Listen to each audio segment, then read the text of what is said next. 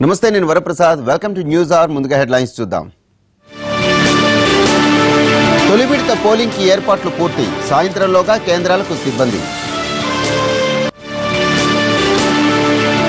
AP తెలంగాణలో తెరలేచిన ప్రలోభాల పర్వం ఏరులై పారుతున్న మద్యం తెగుతున్న నోట్ల కట్టలు పోలింగ్ వేళ ప్రయాణికులకు కష్టాలు అధిక రేట్లతో దోచేస్తున్న ప్రైవేట్ ట్రావెల్స్ జీఎస్టీ అత్యంత దుర్మార్గమైన పన్ను అధికారం ఇస్తే రద్దు చేస్తామన్న రాహుల్ కోల్కతాకు చెన్నై సూపర్ కింగ్స్ షాక్ ఇవాళ కింగ్స్ 11 ముంబై ఇండియన్స్ ఢీ దేశవ్యాప్తంగా తొలి విడత పోలింగ్ కు అన్ని ఏర్పాట్లు పూర్తయ్యాయి 91 లోక్సభ స్థానాలతో పాటు 4 రాష్ట్రాల అసెంబ్లీలకు మొదటి దశలో ఎన్నికలకు ఏర్పాట్లు పూర్తి చేశారు అధికారులు ఏపీతో పాటు అరుణాచల్ ప్రదేశ్ సిక్కిం అసెంబ్లీలకు కూడా రేపే పోలింగ్ జరగనుంది ఒడిషా అసెంబ్లీకి మాత్రం 4 విడతల్లో పోలింగ్ జరుగుతుంది దీంతో పాటు ఏపీ తెలంగాణలోని అన్ని లోక్సభ స్థానాలతో పాటు ఇతర రాష్ట్రాల్లో కొన్ని లోక్సభ స్థానాలకు కూడా ఎన్నికలు జరుగుతాయి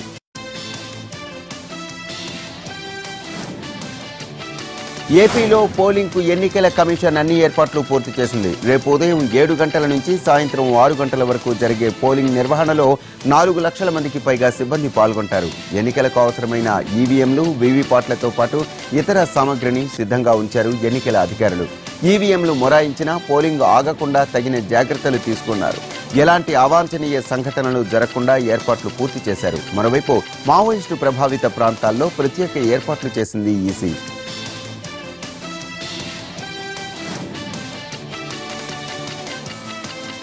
రాష్ట్ర వ్యాప్తంగా 25 ఎంపీ 175 ఎమ్మెల్యేల ఎంపికకు 46,394 పోలింగ్ కేంద్రాలు ఏర్పాటు చేశారు ఇందుకోసం ఎమ్మెల్యే ఎంపీ అభ్యర్థులకు ప్రత్యేకంగా ఈవీఎంలను సిద్ధంగా ఉంచారు 15 మంది అభ్యర్థులు ఉంటే ఒక ఈవీఎం 15 మంది మించిన చోట 2 ఈవీఎంలు 31 మంది దాటితే 3 ఈవీఎంలు ఏర్పాటు చేశారు ఒక్కో ఈవీఎంలో 1,400 మంది ఓటర్లు ఓటు వేస్తారు పోలింగ్ స్టేషన్లలో ఎలాంటి సాంకేతిక సమస్యలు తలెత్తినా ఎన్నికల నిర్వహణకు ఇబ్బందులు లేకుండా ప్రత్యామ్నాయ చర్యలు తీసుకోనున్నారు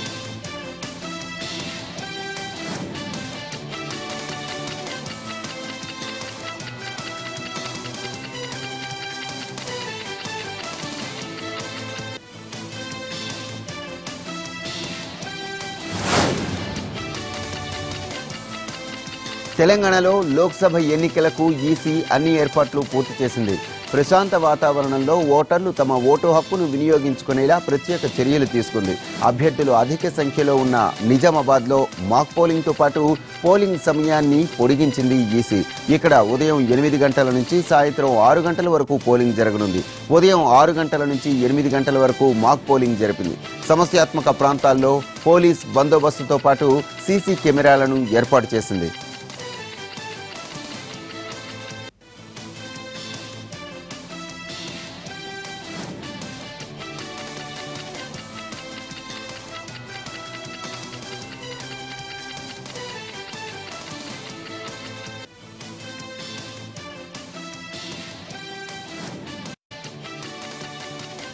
రాష్ట్రంలో 2,97,08,599 మంది ఓటర్లు తమ ఓటు హక్కును వినియోగించుకోనున్నారు ఇందులో 1,49,30,726 మంది పురుషులు 1,47,76,370 మంది మహిళలు 1,504 మంది ఇతరులు 11,320 మంది సర్వీస్ ఓటర్లు 1,731 మంది ఎన్ఆర్ఐ ఓటర్లు ఉన్నారు 17 లోక్సభ స్థానాలకు 34,604 పోలింగ్ కేంద్రాలు ఏర్పాటు చేశారు రేపు ఉదయం 7 గంటల నుంచి సాయంత్రం 5 గంటల వరకు పోలింగ్ జరుగుతుంది 13 అసెంబ్లీ నియోజకవర్గాల పరిధిలోని మావోయిస్టు ప్రభావిత ప్రాంతాల్లో సాయంత్రం 4 వరకే పోలింగ్ జరగనుంది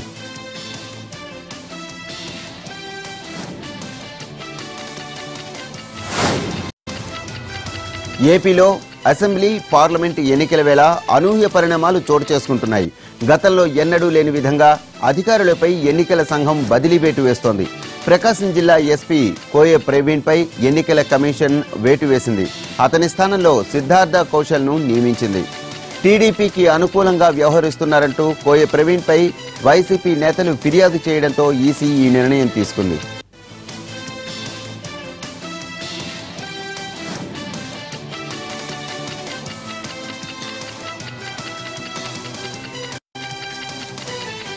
మంగళగిరి సీఐపై కూడా ఈసీ కొరడా ఝళిపించింది. తాడేపల్లి సీఐ శ్రీనివాసరావును ట్రాన్స్ఫర్ చేసింది. ఆయన స్థానంలో సురేష్ కుమార్ కు బాధ్యతలు అప్పగించింది. పోలింగ్ కు 2 రోజుల ముందు ఎన్నికల సంఘం తీసుకున్న నిర్ణయం హాట్ టాపిక్ గా మారింది. అధికార పార్టీ టీడీపీ మాత్రం ఈ బదిలీలపై ఆగ్రహం వ్యక్తం చేస్తోంది.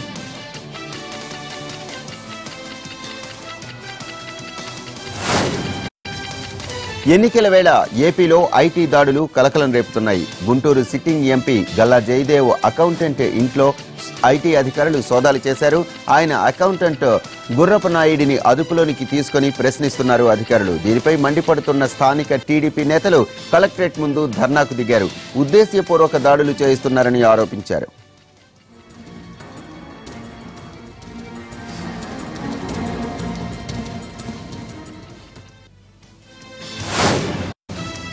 తన అకౌంటెంట్ ఇంటిపై జరిగిన ఐటీ దాడులపై గల్లా జయదేవ్ ఆగ్రహం వ్యక్తం చేశారు. గుంటూరులోని పట్టాభిపురం పోలీస్ స్టేషన్ ఎదుట బైఠాయించారు. ఆయనతో పాటు పలువురు టీడీపీ కార్యకర్తలు ధర్నాలో కూర్చున్నారు. కేంద్ర ప్రభుత్వం టీడీపీని టార్గెట్ చేసి ఐటీ దాడులు చేయిస్తోందన్నారు గల్లా జయదేవ్.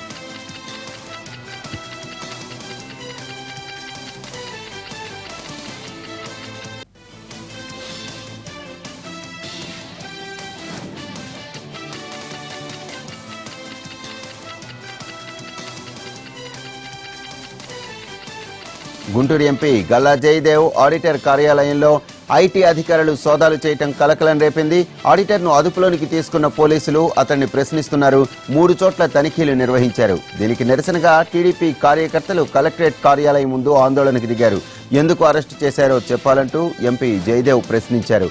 ఐటీ సోదాలు, టీడీపీ ఆందోళనకు సంబంధించి పూర్తి డీటెయిల్స్ మా ప్రతినిధి కృష్ణ అందిస్తారు. ఐటీ రైడ్స్ జరుగుతూ ఉన్నాయి. ప్రస్తుతం గుంటూరు ఎంపీ గల్లా జయదేవ్ కార్యాలయానికి సంబంధించిన కార్యాలయంపై, అలాగే ఆడిటర్కి సంబంధించినటువంటి గృహంపై ఐటీ రైడ్లు జరిగాయి. ప్రస్తుతం ఆడిటర్ని అదుపులో తీసుకున్నట్లుగా సమాచారం. ప్రస్తుతం ఇక్కడ ఎంపీ గల్లా జయదేవ్ నిరసన వ్యక్తం చేస్తా ఉన్నారు, ఆందోళన చేస్తా ఉన్నారు. ఏం జరిగింది, ఎలా జరిగిందని తెలిసిన ప్రయత్నం చేద్దాం. సార్ చెప్పండి, ఎన్ని గంటల ప్రాంతంలో ఈ రైడ్స్ జరిగినాయి, మీకున్నటువంటి సమాచారం? మా అకౌంటెంట్ ఒకరిని పెట్టుకున్నాము. డైలీ అఫీషియల్ ఎక్స్పెండిచర్ అకౌంట్ చేసేదానికి అది ఈసీకి సబ్మిట్ చేసి వెరిఫికేషన్ అంతా చేస్తూ ఉన్నారు. ఆయన ఒక ఫ్లాట్ రెంట్కి తీసుకొని ఫ్లాట్లో ఉన్నారు. ఈరోజు ఈసీ ఆఫీస్ నుంచి ఫ్లాట్కి వెళ్ళేటప్పుడు ఆయన ఫాలో చేసి IT officials, EC officials and police ముగ్గురిని పెట్టుకొని ఆయన్ని హౌస్ అరెస్ట్ చేశారు. హౌస్ అరెస్ట్ చేసి 6 hours ఆయన అక్కడ పెట్టుకొని ఉన్నారు. మాకు లేటుగా తెలిసింది. అన్ని ఇన్స్టిట్యూషన్స్ ఒక పొలిటికల్ వెపన్ మాదిరిగా వాడుతున్నారు. ఇప్పుడు ఐటీ డిపార్ట్మెంట్ని, ఈసీని కూడా అట్లాగే చేస్తున్నారు. 1-sidedగా చేస్తున్నారు ఎలక్షన్. ఇది మంచి పద్ధతి కాదు. Not good for democracy. We demand an explanation. మేము ఆ అపార్ట్మెంట్కి వెళ్ళేటప్పటికి వాళ్ళు అక్కడ బీగం వేసేసి వెళ్ళిపోయారు. అది ఆ లాక్ ఎవరిదో కూడా తెలియదు మాకు. లాక్ చేసేసి వెళ్ళిపోయారు. అందుకని ఎక్కడున్నారో తెలియదు మాకు.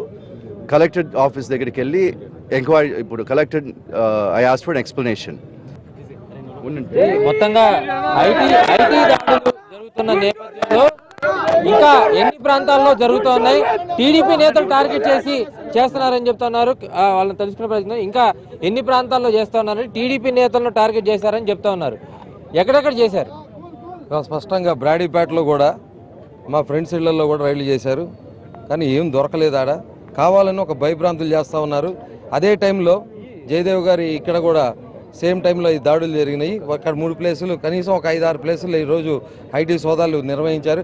కేవలం ఇవన్నీ కూడా భయభ్రాంతులు చేసే విధంగా, ఇవాళ పార్టీ శ్రేణులు భయభ్రాంతులు చేసే విధంగా ఇవాళ ఈ దాడులు చేయడం చాలా దారుణం. ఇవాళ మోడీ హిట్లర్ పాలనకి ఇదో నిదర్శనం. ఇలానే కనుక అయితే ప్రజాస్వామ్యాన్ని అపహాస్యం చేస్తూ ఉన్నారు. ఇవాళ జనాలు కానీ, టీడీపీ శ్రేణి కానీ ఎవరు ఊరికి ఉపేక్షించే పని లేదు. ఇవాళ జయదేవ్ గారు పార్లమెంట్లో మోడీకి వ్యతిరేకంగా మాట్లాడారని చెప్పి ఇవాళ జయదేవ్ గారిని ఇక్కడ ఓడించాలని చెప్పి ఇవాళ కేసీఆర్ గారు, మరి రామ్కీ సంస్థ చెందిన 10 వెహికల్స్ ఇవాళ ఈ చుట్టుపక్కల ఊళ్ళో తిరుగుతూ ఉన్నాయి. వాళ్ళకి ఇక్కడ ఏం పని? తెలంగాణ రిజిస్ట్రేషన్ వెహికల్స్ గుంటూరులో వాళ్ళకి ఏం పని? ఇవాళ ఒక టార్గెట్ చేసుకుని ఇవాళ జయదేవ్ గారి మీద మరి పార్టీ శ్రేణుల మీద దాడులు చేయడం చాలా దారుణం. మరి మొన్ననే 3 రోజుల కిందట కూడా 4 రోజుల కిందట కూడా మరి మా పార్టీ ఆఫీసుకి చెందిన ఒకళ్ళ మీద కూడా ఐటీ దాడులు జరిగిన నానిక కోవిడ్ ముందు రవీంద్రనాథ్ గారు ఇవన్నీ కూడా అంటే ఇప్పుడు వైసీపీ వాళ్ళ ఎక్కడ కూడా మరి ఇంతవరకు ఒక అకౌంట్ కూడా ఎక్కడ ఒక సీజ్ కానివ్వండి ఏమీ కానీ ఎక్కడా లేదు. కడపలో దాడులు జరిగిన తెలుగుదేశం వాళ్ళు ఎక్కడ పట్టినా తెలుగుదేశం వాళ్ళని టార్గెట్ చేసుకుని చేస్తూ ఉన్నారు, భయభ్రాంతులు చేసే విధంగా. పార్లమెంట్లో మోడీకి వ్యతిరేకంగా తాను పోరాడాను కాబట్టి తనపై దాడులు జరుగుతున్నాయని సాక్షాత్తు ఇక్కడ ఎంపీ జయదేవ్ చెప్తా ఉన్నారు. ఇప్పుడు ప్రస్తుతం కలెక్టరేట్ వద్ద ఆందోళన చేస్తున్న పరిస్థితి కనిపిస్తూ ఉంది. అయితే వాళ్ళ ఆడిటర్ ఎక్కడైతే ఉన్నారో ఈరోజు వరుసగా 3 ప్రాంతాల్లో దాడులు జరిగాయి. ఆడిటర్ మాకు చెప్పకుండా ఆడిటర్ని తీసుకుని వెళ్ళారు. ఎక్కడ ఉన్నారో కూడా తెలియని పరిస్థితి ఉందని చెప్తున్నారు. వెంటనే దీనిపై సంబంధిత అధికారులు యాక్షన్ తీసుకోవాలి. అదేవిధంగా ఎన్నికలు పూర్తి స్వేచ్ఛాయుత వాతావరణంలో జరిపేలా అధికారులు చర్య తీసుకోవాలని ఎంపీ గల్లా జయదేవ్ డిమాండ్ చేస్తూ ఉన్నారు. కెమెరా పర్సన్ పవన్తో కృష్ణ, ఎన్టీవీ, గుంటూరు జిల్లా.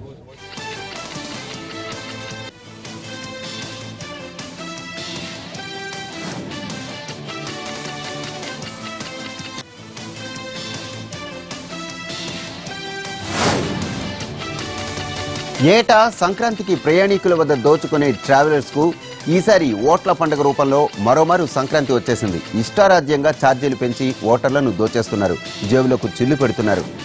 సెలవు పెట్టుకుని ముందుగానే టికెట్స్ బుక్ చేసుకున్న వాళ్ళు కొందరుంటే, సెలవు దొరక్క వీలు దొరుకుతుందో లేదో క్లారిటీ లేక ఉన్నవాళ్లు మరికొందరు. వీళ్లకు టికెట్లు దొరకడం ఇప్పుడు గగనంగా మారుతోంది. ఇదిలా ఉంటే ఎన్నికల తేదీ విడుదలైన రోజు నుంచే ఛార్జీలు పెంచేశాయి ప్రైవేట్ ట్రావెల్స్. 30 నుంచి 50% పైగా పెంచేశాయి. ఇక ఏసీ స్లీపర్ బస్సుల ఛార్జీలైతే రెట్టింపయ్యాయి.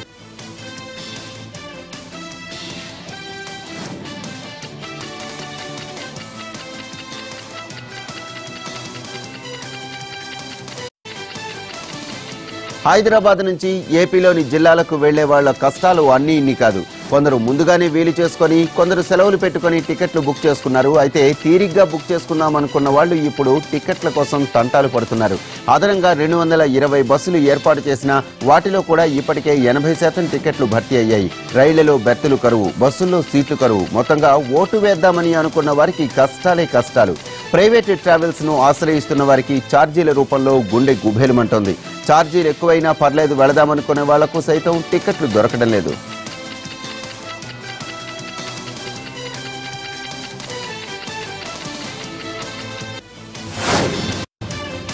నెల్లూరు జిల్లా పొదలకూరు మండలంలో అక్రమంగా తరలిస్తున్న మద్యాన్ని పోలీసులు పట్టుకున్నారు.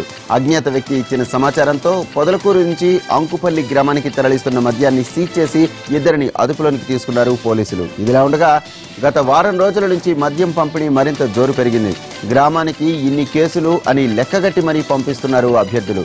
ఎన్నికలకు ముందుగానే అభ్యర్థిత్వంపై స్పష్టత ఉన్నవారు మద్యం కొనుగోలు చేసి రిజర్వ్ చేసుకోగా, ఆఖరిలో అభ్యర్థిత్వాలు ఖరారైన వారు పలు మద్యం దుకాణాలకు అడ్వాన్సులు ఇచ్చి రిజర్వ్ చేసుకున్నారు. ఒక్కొక్క నియోజకవర్గంలో అభ్యర్థి సగటున మద్యం కోసం 2 నుంచి 3 కోట్ల వరకు వెచ్చిస్తున్నట్లు సమాచారం.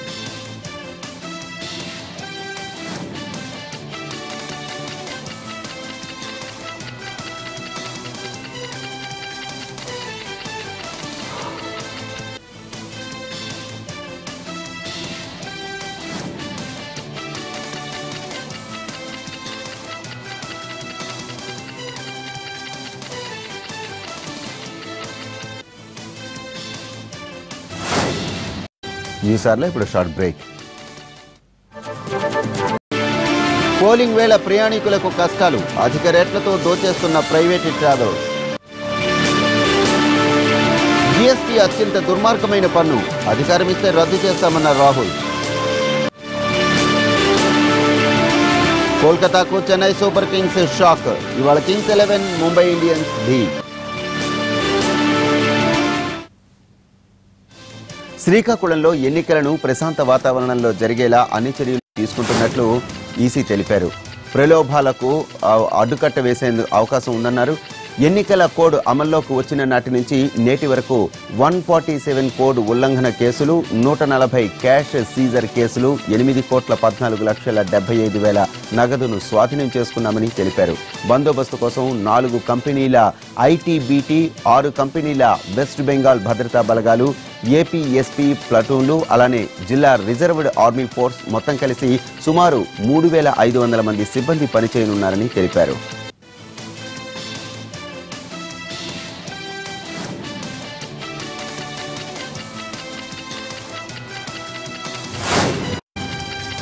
కర్నూలు జిల్లా మంత్రాలయంలో నాటు బాంబులు కలకలం సృష్టించాయి. కోస్గిలోని ఓ ఇంట్లో దాచిన బాంబులను గుర్తించారు పోలీసులు. ఎన్నికల సమయంలో ఎలాంటి అవాంఛనీయ సంఘటనలు జరగకుండా ముందు జాగ్రత్త చర్యలు చేపట్టారు పోలీసులు.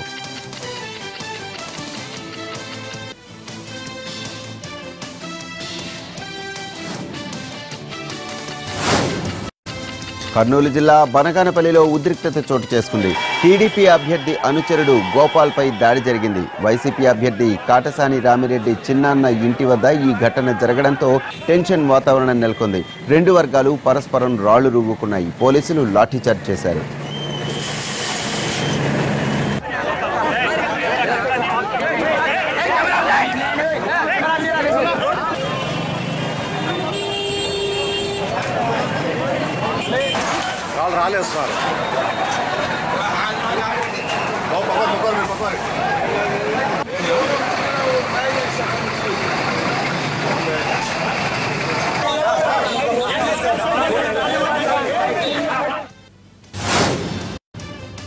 ఆదిలాబాద్ కాంగ్రెస్ ఎంపీ అభ్యర్థి రాథోడ్ రమేష్ రోడ్డు ప్రమాదానికి గురయ్యారు. ఆయన ప్రయాణిస్తున్న కారు మావల వద్ద చెట్టును ఢీకొంది. దీంతో ఆయనకు తీవ్ర గాయాలయ్యాయి. వెంటనే రమేష్ రాథోడ్ను రిమ్స్కు తరలించారు. తలకు తీవ్ర గాయాలు కావడంతో రిమ్స్కు తరలించారు. రోడ్డుకు అడ్డంగా వచ్చిన పందిని తప్పించబోయిన వాహనం అదుపు తప్పి చెట్టుకు ఢీకొంది.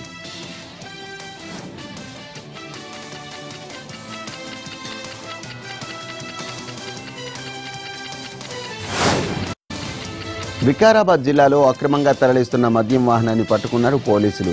ఎన్నికల్లో ఓటర్లను ప్రలోభాలకు గురి చేయడానికి మద్యాన్ని తరలిస్తున్నట్టుగా అధికారులు అనుమానిస్తున్నారు. పట్టుకున్న మద్యం సీసాలను ఎక్సైజ్ శాఖకు అప్పగించిన పోలీసులు డ్రైవర్ను అదుపులోకి తీసుకుని విచారిస్తున్నారు.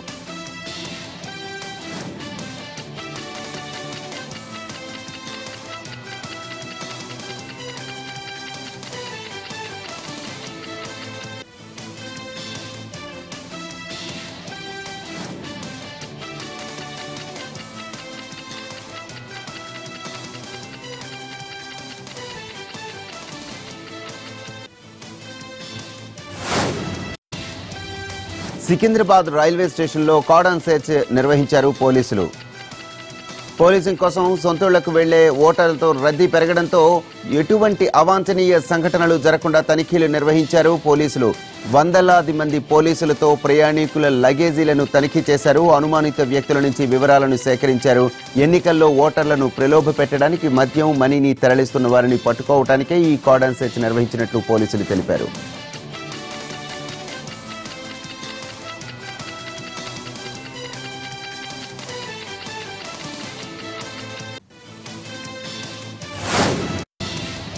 జగిత్యాల జిల్లాలో పెను ప్రమాదం తప్పింది.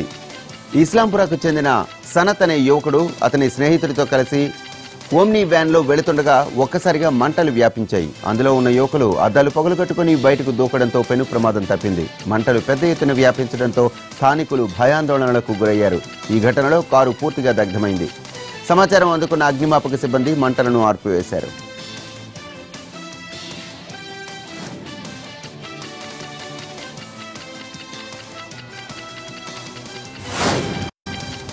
ఖమ్మం జిల్లాలో పెను ప్రమాదం తప్పింది.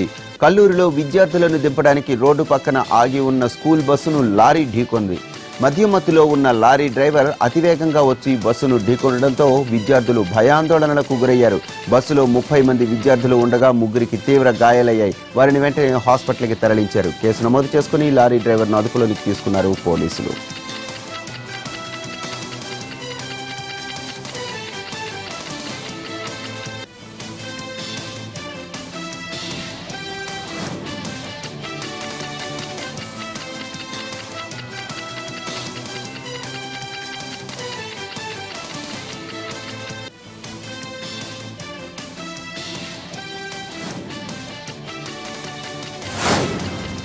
న్యూస్ అవర్లో మరో షార్ట్ బ్రేక్. పోలింగ్ వేళ ప్రయాణికులకు కష్టాలు, అధిక రేట్లతో దోచేస్తున్న ప్రైవేటు ట్రావెల్స్. జీఎస్టీ అత్యంత దుర్మార్గమైన పన్ను, అధికారం ఇస్తే రద్దు చేస్తామన్న రాహుల్. కోల్కతాకు చెన్నై సూపర్ కింగ్స్ షాక్, ఇవాళ కింగ్స్ 11 ముంబై ఇండియన్స్ ఢీ.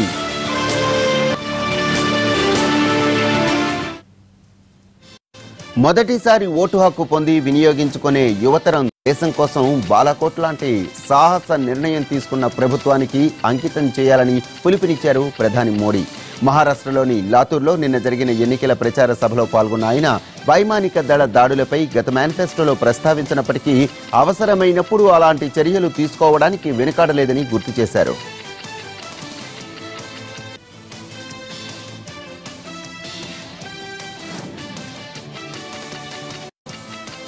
మోడీ వ్యాఖ్యలపై ఈసీ బిగ్ షాక్ ఇచ్చింది. బాలాకోట్ దాడులు, యువత ఓటు హక్కు వినియోగంపై వివరణ ఇవ్వాలంటూ నోటీసులు ఇచ్చింది. ఎన్నికల ప్రచారంలో ఆర్మీ ప్రస్తావన తీసుకురావద్దని ఈసీ ఇప్పటికే స్పష్టం చేసింది.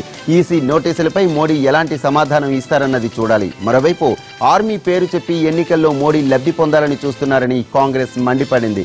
సైనికులు, దళాల గురించి మాట్లాడటం ఎన్నికల నియమావళిని ఉల్లంఘించడమేనని ఆరోపిస్తోంది.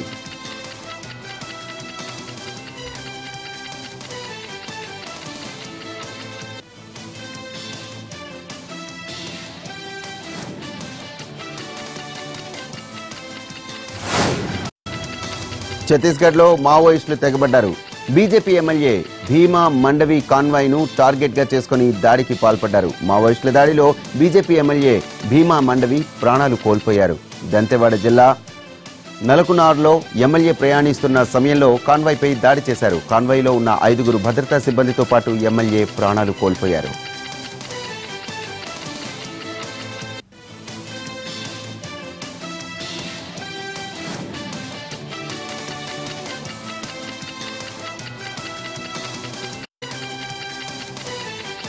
ఎన్నికలకు 36 గంటల ముందు ఓ ప్రజా ప్రతినిధిని మావోయిస్టులు హతమార్చడంతో భద్రతా దళాలు అలర్ట్ అయ్యాయి. ఘటన గురించి తెలిసిన వెంటనే అదనపు బలగాలు చేరుకొని కూంబింగ్ జరిపాయి. ఎమ్మెల్యే హత్య తర్వాత మావోయిస్టు ప్రభావిత ప్రాంతాల్లో మరింత బందోబస్తు ఏర్పాటు చేయాలని ఈసీ ఆదేశించింది.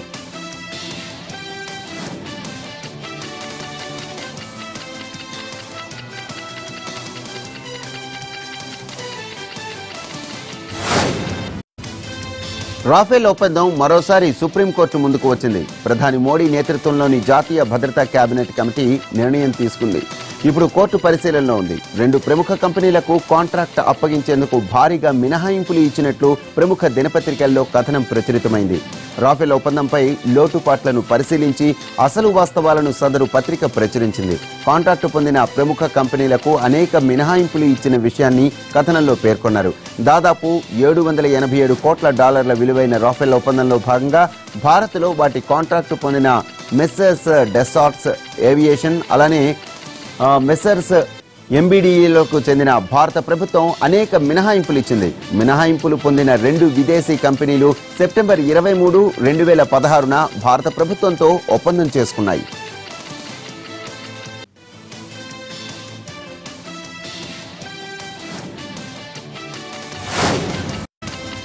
టిక్ టాక్ యాప్ను బ్యాన్ చేయాలన్న కోర్టు తీర్పును వ్యతిరేకిస్తూ పిటిషన్ దాఖలైంది. అయితే దానిపై ఏప్రిల్ 15న విచారణ చేపడతామని సుప్రీంకోర్టు స్పష్టం చేసింది.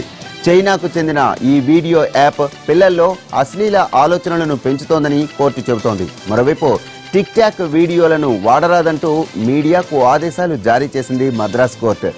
చిన్న వీడియోలు తీసి వాటికి స్పెషల్ ఎఫెక్ట్స్ జోడించి టిక్ టాక్ యాప్ వీడియో చూసిన వారికి ప్రళయం రాబోతుందా లేక వచ్చేసిందా అనే అనుమానం కలగక మానదు. అసలే ఫేక్ న్యూస్ ప్రచారం బాగా పెరిగిపోయింది కదా, ఇది కూడా అలాంటి గ్రాఫిక్స్ జిమ్మికే అనిపిస్తుంది. కానీ వాస్తవంగా జరిగిన సంఘటనకు దృశ్య రూపం ఇది. అది కూడా మన దేశంలోనే జరిగింది. రాజస్థాన్ రాష్ట్రంలో 2 రోజుల క్రితం ఈ ఎడారి రాష్ట్రాన్ని ఓ భారీ దుమ్ము తుపాను చుట్టుముట్టింది. అప్పుడు తీసిన వీడియో ఇది. అయితే ఈ తుపాను బీభత్సంలో ఎటువంటి ప్రాణ నష్టం సంభవించలేదు. పంట నష్టం మాత్రం జరిగిందని అధికారులు తెలిపారు.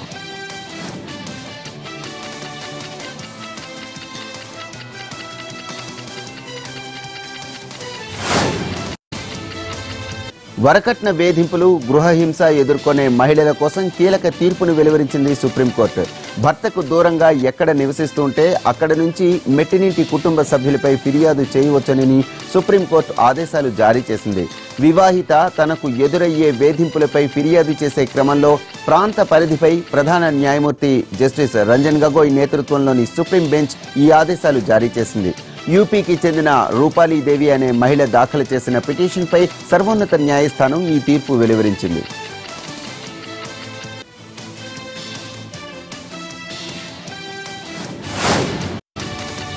ఓటు వేసేందుకు తమ గ్రామాలకు వెళ్లి వచ్చే వారి కోసం రైల్వే శాఖ ప్రత్యేక ఏర్పాట్లు చేసింది. సికింద్రాబాద్ విజయవాడ మధ్య ప్రత్యేక రైళ్లు ఏర్పాటు చేసినట్టు డిఆర్ఎం ధనుంజయులు తెలిపారు. సాధారణ బోగీలతో నడిచే జన సాధారణ రైళ్లను ఏర్పాటు చేశారు. కాగా ఈ ప్రత్యేక రైళ్లలో ముందస్తు రిజర్వేషన్ సదుపాయం ఉన్నట్టు తెలిపింది రైల్వే శాఖ.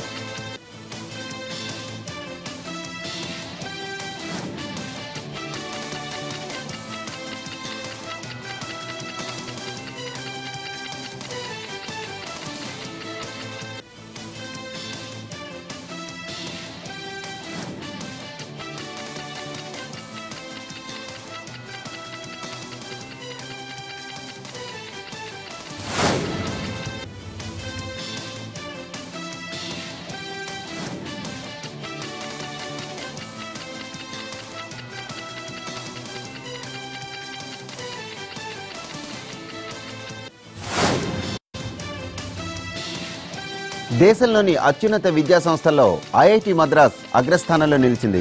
దేశవ్యాప్తంగా ఉన్న ఐఐటి, ఎన్ఐటి, ఇతర సాంకేతిక విద్యా సంస్థల పనితీరు ఆధారంగా రూపొందించిన national institute of ranking framework ను రాష్ట్రపతి రామ్నాథ్ కోవింద్ ఢిల్లీలో విడుదల చేశారు. ఈ జాబితాలో బెంగళూరులోని ఇండియన్ ఇన్స్టిట్యూట్ ఆఫ్ సైన్స్ 2వ స్థానంలో నిలవగా ఐఐటి ఢిల్లీ 3వ స్థానం దక్కించుకుంది. విశ్వవిద్యాలయాల విభాగంలో ఐఐఎస్పి బెంగళూరు తొలి స్థానంలో నిలవగా జేఎన్యు అలానే బిహెచ్యు ఆ తర్వాతి స్థానాల్లో నిలిచాయి. అలాగే కళాశాల విభాగంలో ఢిల్లీ విశ్వవిద్యాలయం పరిధిలోని మిరాండా కాలేజీ అగ్రస్థానంలో దక్కించుకుంది.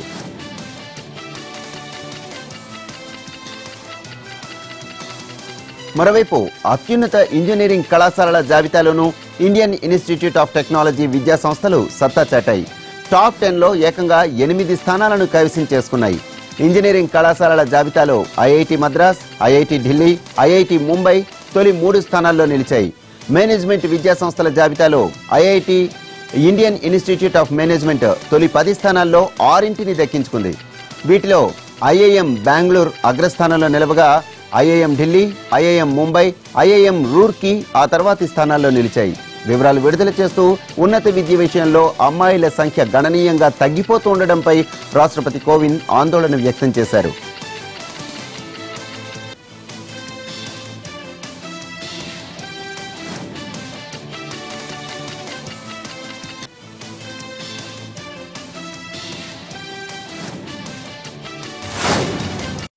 బులెటిన్లో మరో షార్ట్ బ్రేక్.